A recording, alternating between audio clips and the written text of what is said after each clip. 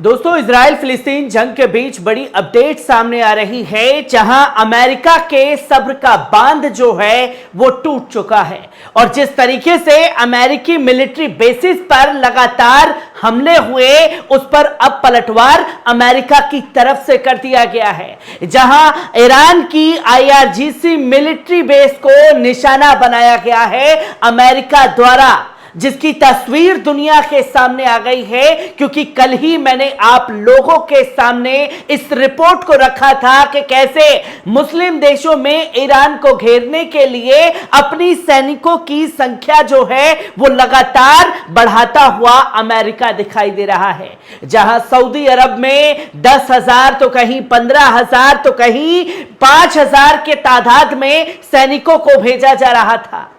और अब जब कल सैनिकों की संख्या बढ़ाई गई, हथियारों की संख्या ईरान की मौजूदगी को लेकर के बढ़ाई गई, तो पहली बड़ी खबर सुबह सामने आ गई कि ईरान के मिलिट्री बेसिस पर हमला कर दिया गया है अमेरिका द्वारा। और इस हमले के बाद यह यकीनन तय माना जा रहा है कि यह जंग अब जंग नहीं, महायुद्ध की तरफ तब्दील हो चुकी है।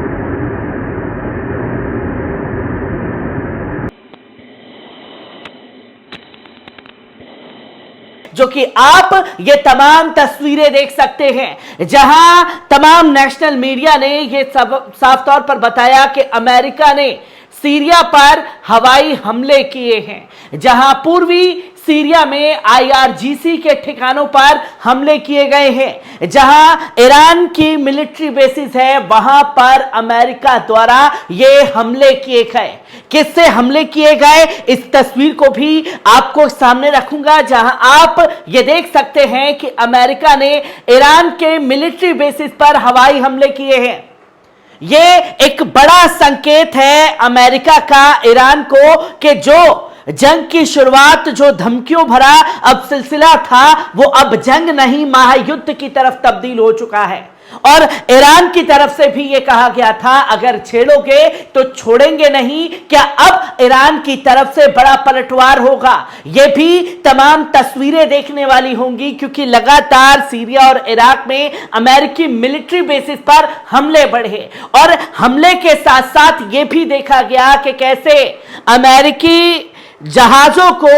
लाल सागर में भेजा गया, वापस खदेड़ा गया ईरान के सैनिकों द्वारा। उसके बाद से एक जंग की सनक जो है अमेरिका के दिमाग पर सवार थी, क्योंकि उसे इस जंग में यह लगा नहीं था कि इजराइल को बैकअप देना इतना भारी पड़ेगा कि 9 जगह से ये मोर्चे खुल सकते हैं उसके खिलाफ। और जैसे कल मैंने आपको बताया कि कई देशों में, खाड़ी देशों में अपने सैनिकों की संख्या जो है वो बढ़ाने का काम खासतौर पर अमेरिका द्वारा किया गया था, जो कि आप देख सकते हैं कि कुवैत में 13,000 सैनिक भेजे, बहरीन में 3700 भेजे, कतर में 13,000 सैनिक तैनात किए, UAE में 5,000, ओमान में 600 और सऊदी अरब में तकरीबन 15,000 सैनिक जो हैं अपने भेजने का काम जो है किया गया था अमेरिका द्वारा, जिसके कल वीडियो भी प्रूफ के साथ मैंने आपके सामने रखे। और आज सुबह यह बड़ा हमला हो जाता है, क्योंकि नेशनल मीडिया का यह दावा था, तो तमाम इंटरनेशनल मीडिया को खंगाल के देखा तो यह बात बिल्कुल सटीक साबित हुई कि US fighter jets strike Iran linked sites in Syria relations for attacks on US trophs,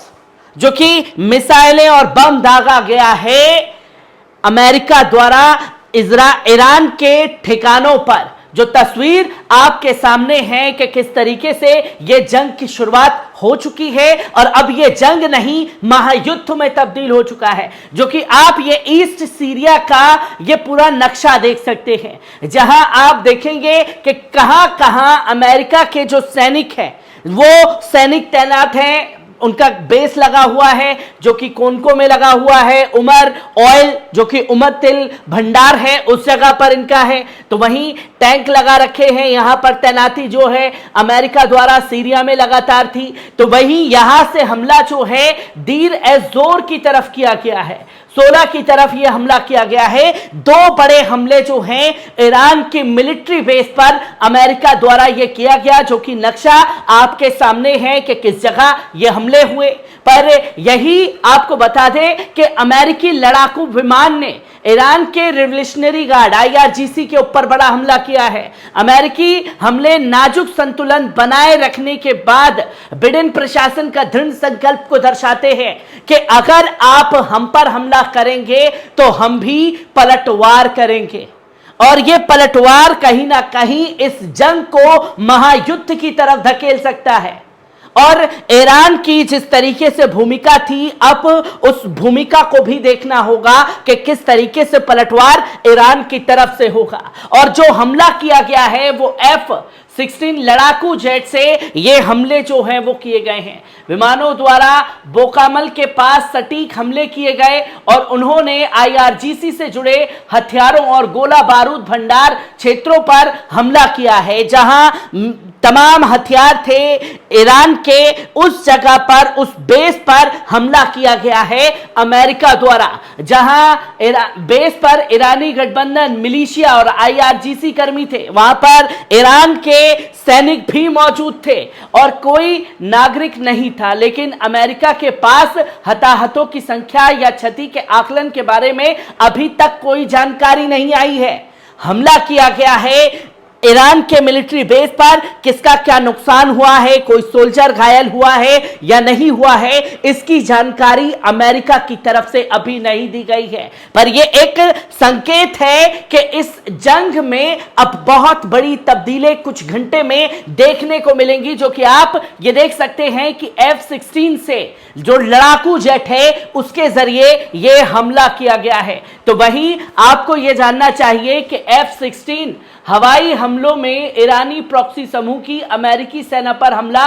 जारी रखने की क्षमता पर महत्वपूर्ण प्रभाव भी पड़ेगा। इसका पलटवार भी अमेरिकी सैनिकों को देखने को मिलेगा। ये पूछे जाने पर कि किन समूह को निशाना बनाया गया, अधिकारी ने कहा कि ऐसे कई समूह हैं जिनके अलग अलग नाम हो सकते हैं, लेकिन अमेरिका तेहरान को प्रॉक्सी के हथियार, उपकरण और निर्देशन के लिए जिम्मेदार मानता रहा है। और यह साफ तौर पर उसने कहा है कि यह ईरान द्वारा चलाए जाने वाले संगठन थे जिसके ऊपर यह हमला अमेरिका ने करके जवाब दिया है, क्योंकि इसको लेकर के कई तरीके के सवाल जो हैं वो खड़े हो रहे थे। और इससे पहले जो बाइडेन ने खासतौर पर ईरान के सर्वोच्च supreme leader Ayatollah Ali Khamenei को धमकी दी थी और कहा था कि अगर तेहरान मध्य पूर्व में अमेरिकी सेना के खिलाफ आगे बढ़ना जारी रखता है तो हम जवाब देंगे। अगर ईरान उनके खिलाफ बढ़ता है तो यह जवाब जो है दिया जाएगा। ईरान को यह धमकी कल दी गई बाइडेन प्रशासन द्वारा और आज यह बड़ा हमला हो जाता है। कल धमकी जब सुबह दी गई, उसके बाद वीरवार के दिन खासतौर पर देखने को मिला कि अमेरिकी जो सैनिक हैं उनकी संख्या खाड़ी देशों में बढ़ाई जा रही थी। और आज यह बड़ा हमला जो है यह दिखाता है कि कहीं ना कहीं अब यह जंग महायुद्ध की तरफ बदल चुका है।